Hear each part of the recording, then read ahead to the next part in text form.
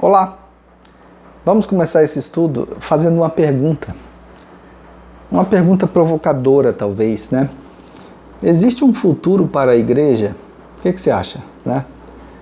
Tem futuro para a igreja? Esse é o tema da lição, né? O futuro da igreja. Nós estamos estudando lições, né, sobre a igreja nesse trimestre e esse estudo vai falar disso, né? O futuro da igreja. E como nós temos falado em outros momentos, né? Claro que a igreja tem futuro, sim, porque a igreja é indestrutível. Jesus falou, né? Mateus 16, 18. Edificarei a minha igreja e as portas do inferno não prevalecerão contra ela. Seja bem-vindo a esse canal. Eu sou Odson Moreira, sou membro de uma igreja batista aqui no Acre, na capital acreana, Igreja Batista da Colina. Fique muito à vontade aqui entre nós. Pois bem, o futuro da igreja e o texto áureo para esse estudo está lá na segunda carta de Paulo a Timóteo, capítulo 3, versículos de 1 a 9. Chamo sua atenção para a leitura, né? Sabe, porém, isto: nos últimos dias sobrevirão tempos difíceis, pois os homens serão egoístas, avarentos, jactanciosos, arrogantes, blasfemadores, desobedientes aos pais, ingratos, irreverentes, desafeiçoados, implacáveis, caluniadores, sem domínio de si, cruéis, inimigos do bem, traidores, atrevidos, enfatuados, mais amigos dos prazeres que amigos de Deus, tendo forma de piedade, negando-lhe, entretanto, o poder. Foge também destes, Timóteo, pois entre estes se encontram os que penetram sorrateiramente nas casas e conseguem cativar mulherinhas sobrecarregadas de pecados, conduzidas de várias paixões, que aprendem sempre e jamais podem chegar ao conhecimento da verdade. E do modo porque Janes e Jambres resistiram a Moisés, também estes resistem à verdade. São homens de todo corrompidos na mente, réprobos contra a fé. Eles, todavia, não irão avante, porque a sua insensatez será a todos evidente, como também aconteceu com a daqueles. Então, nesse texto, Paulo adverte Timóteo, né, o jovem novel pastor, sobre os últimos tempos, os últimos dias, né? Sobre o tipo de gente com a qual ele deveria lidar em muitos momentos. E esse texto se aplica, né, perfeitamente, inteiramente à nossa realidade do século XXI, né? Porque Paulo traça aqui um conjunto de características, né? O caráter do homem falso, né, que está fazendo parte de igreja, mas que só tem a capa de religiosidade. Então aqui é o perfil maligno dessas pessoas que está sendo tratado por Paulo. Para falar de futuro da igreja, o autor faz, como sempre, uma introdução e divide a sua lição em 5 tópicos, né? 5. Então vamos ver aqui na introdução, tem uma coisa muito interessante, porque vou ler, né, melhor assim. Então, o autor diz que esse desencanto, né, com a igreja não é recente. Na verdade, na história da igreja sempre existiram as pessoas que a criticaram, que a perseguiram, né, que desconsideraram o trabalho, o papel, a importância da igreja. Por exemplo, né, no século XIX, segundo o autor, né, a igreja vivia em desapreço, né, pelas pessoas lá na Dinamarca. Então o autor menciona aqui o jovem teólogo e pastor, filósofo, né, Kierkegaard, que diz que Cristo transformou água em vinho, mas a igreja fez algo mais difícil, ela conseguiu transformar vinho em água, né? Porque a igreja, na época já do Kierkegaard, no século XIX, a igreja já estava passando por problemas, já estava passando por dificuldades. E o autor cita mais, diz que em 1960, lá na Califórnia, milhares de botões estampados nas roupas diziam: Jesus sim, igreja não. Então a igreja sempre recebeu reprovação, né, por parte do mundo e às vezes até por parte dos próprios membros das igrejas, que são os crentes, as pessoas do mundo disfarçadas de crentes, né, disfarçadas de cristãs. Então a pergunta, né, há futuro para a igreja? E o autor vai tentar responder essa pergunta com 5 tópicos aqui. O primeiro deles, né, o autor vai falar que a igreja está numa sociedade corrompida. Então a ideia aqui é que os homens, né, o ser humano de modo geral, até admite que possui falhas, que tem necessidades espirituais, né, que falta alguma coisa na sua vida, mas dificilmente reconhece que é pecador. Por quê? Porque a humanidade jaz, né, o mundo jaz no maligno, então a humanidade está mesmo completamente corrompida. Não há nada de bondade nesse mundo, né? Se você para pensar, né, em tanta podridão, lama, tanta corrupção que existe nesse mundo, aí você percebe facilmente, né, como é que a igreja está plantada nesse mundo de trevas como uma luz que deve brilhar. Daí eu vejo a importância maior para nós cristãos, já porque a igreja tem uma importância muito grande na evangelização, né, na propagação do evangelho, no trabalho missionário, mas para quem já é crente, quem aceitou Jesus, fruto do trabalho da igreja, né, de propagação do evangelho, então a importância de se tornar membro de igreja, de fazer parte de uma igreja, porque nós vivemos numa sociedade completamente corrompida e é na igreja que você consegue suportar melhor as investidas do inimigo, não é verdade? Então a importância da igreja na nossa vida. Então a igreja está plantada numa sociedade corrompida, né, no mundo de corrupção. E esse texto que lemos aqui, a segunda carta de Paulo a Timóteo, esse texto é um texto em que Paulo traça, né, um perfil maligno das pessoas, né, dos seres humanos que estão na igreja, porém são inimigos, né, são gente má, disfarçada, né, está vivendo com essa aparência de religiosidade, essa capa de religiosidade. Então o autor lembra aqui também Filipenses, né? Lá em Filipenses capítulo 2, versículo 15, Paulo diz assim: filhos de Deus, é o que somos, né? Somos filhos de Deus, irrepreensíveis, sinceros e íntegros no meio de uma geração corrupta e perversa, na qual devemos brilhar. Então, nós somos luz. A igreja está nesse mundo de corrupção que vai de mal a pior, né? Que está se destruindo a cada dia, e a igreja deve brilhar como um luzeiro, como um farol. No segundo tópico, o autor vai falar que a igreja está sob a mira crítica dos incrédulos, né? A igreja tem essa missão de pregar o perdão, o arrependimento, né, dos pecados, o perdão, mas dentro da igreja há muita gente que não está arrependida, muita gente que precisa pedir perdão dos seus pecados. Isso faz com que a igreja viva em descrédito. Vamos pensar aqui na política, por exemplo, né? Na política, o cara se candidata e ele permanece lá. O nome dele, né, na política é vereador pastor fulano, não é isso? O deputado pastor João, né? A senadora pastora fulana de tal. E aí são justamente esses que têm aí esse título, né, que isso nem título é. No outro estudo eu já falei disso, não queria repetir, mas vou lembrar aqui, porque essa minha postura é muito radical. Alguns já me dizem isso sempre, né? Para mim, pastor só pode receber o nome de pastor, o título de pastor, se ele tiver igreja. Se ele não tem rebanho, ele não é pastor. Não existe pastor do reino que não seja Jesus Cristo. Jesus é o pastor, né, das nossas almas, é o sumo pastor.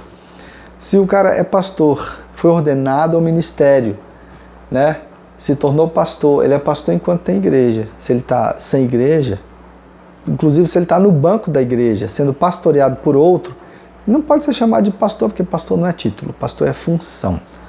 Esse é o que eu penso, né? Mas o cara se candidata e é lá, vereador pastor fulano, deputado pastor Beltrano, senadora pastora não sei quem. E daí são esses justamente os que mais são investigados por corrupção, porque eles é que estão afundados na lama, crimes hediondos, coisas terríveis. E daí isso suja, né? Isso mancha o nome da igreja. Às vezes nos negócios, né? tem alguém lá, um grande empresário, o cara é explorador, não paga imposto, é isso, aquilo, outro, não sei mais o que, às vezes está metido em roubo, inclusive, mas é crente, membro da igreja, né, etc. Há os líderes de igreja, os que trabalham nos ministérios de música, ministérios de visitação, integração, não sei mais o que, e aí de repente os caras, de repente se revela, né, que essas pessoas estão com a vida meio bagunçada, e isso ganha noticiário, e isso coloca ainda mais a igreja em descrédito, né? E o autor lembra que os incrédulos normalmente estão com os ouvidos fechados à nossa pregação, mas estão com os olhos bem abertos para ver as nossas contradições, os nossos erros e as nossas falhas. Então, a igreja está sob a mira crítica, né, dos incrédulos. A igreja pensa no futuro, no seu próprio futuro, na sua própria sobrevivência. A igreja tem que saber disso, que ela está na vitrine, né, e que recebe pedra sempre. O terceiro tópico é o tópico em que o autor fala dos desafios para a igreja do século XXI. Então, ele menciona aqui que vivemos momentos muito intensos de mudanças velozes. Muitas vezes não acompanhamos essas mudanças. E daí a igreja está nesse tempo, com essas mudanças velozes todas, sofrendo essas mudanças todas, passando por elas, experimentando, vivendo. Mas a igreja tem uma característica permanente da imutabilidade da palavra de Deus, de valores, princípios, né, consagrados na palavra do Senhor. Esses valores não mudam, eles são imutáveis. Então a igreja vive nesse conflito muito grande aí, dessas mudanças constantes do mundo em que ela está plantada, mas ela permanece com valores eternos, né, princípios eternos da palavra do Senhor.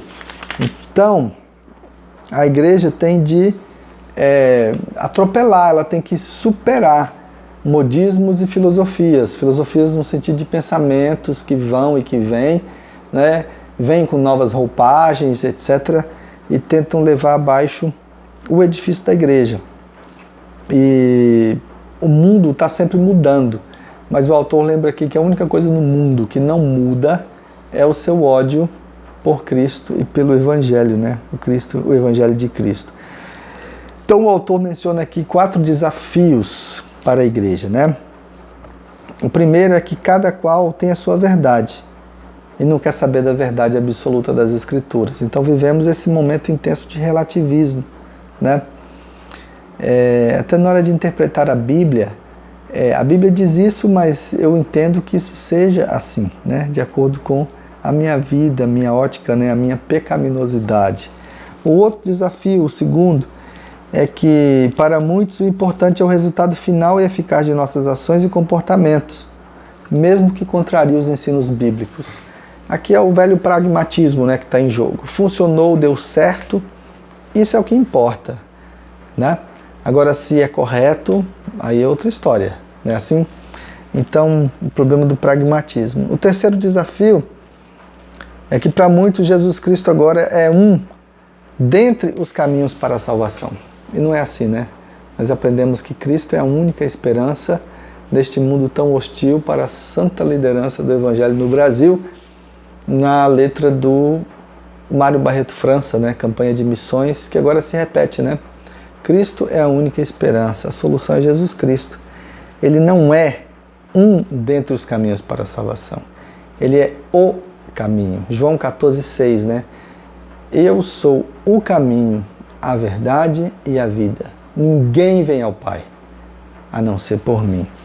O quarto desafio é que a ética agora é a ética da ocasião, porque a Bíblia é um livro antigo de moral judaico-cristã. Então, é a ética do momento. Na verdade, o estético é mais importante que o ético, né? Se é belo, se é bonito, se é lindo, maravilhoso. Por exemplo, todas as formas de amor são válidas, né? Porque são lindas e maravilhosas. Não, tem a forma correta de amor. Tem a forma certa de amor, está no texto bíblico, né? Então, o problema é ético. Então, esses 4 desafios a igreja tem que aprender a superar para ela passar além, né? Para ela ir adiante. O quarto tópico o autor vai falar de igreja, o futuro da igreja, ele vai mencionar a necessidade de construir uma igreja saudável, né? Então ele diz que temos muitos templos bons, confortáveis, mas que muitos templos bons e confortáveis não são significado de igrejas saudáveis, né? E o que torna uma igreja saudável? Então, saudável é aquela igreja que reflete crescentemente o caráter de Deus conforme ele é revelado em sua palavra. Então, isso é uma igreja saudável aqui no pensamento do autor, né?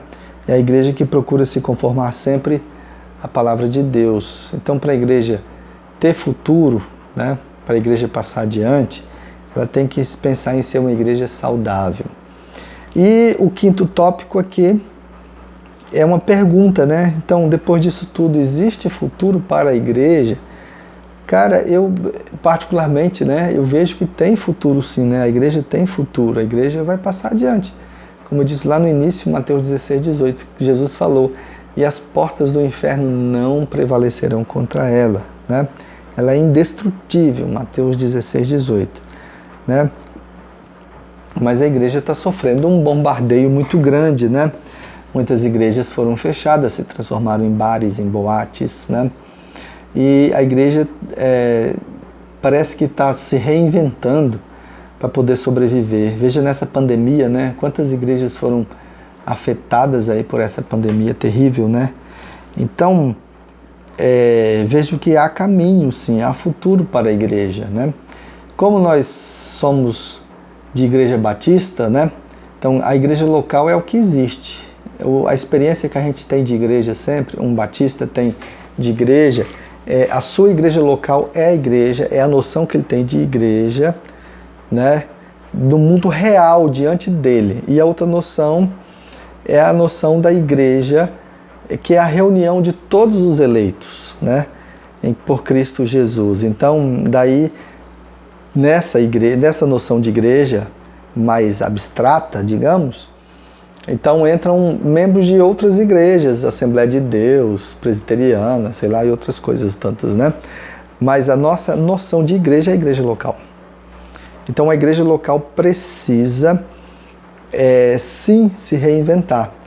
Mas a resposta aqui do autor é que esse reinventar-se, né, ele tem que passar pela reforma e avivamento, né? A reforma e avivamento. Todas as vezes que a igreja experimentou reforma e experimentou avivamento, né, foram caracterizadas por uma busca e reencontro da palavra de Deus. Então, a igreja se firmou nas Escrituras, a igreja se centrou nas Escrituras. Então, o futuro para a igreja está naquilo de mais forte que há na igreja, que é a palavra do Senhor, né? Então a igreja precisa se voltar para a palavra de Deus.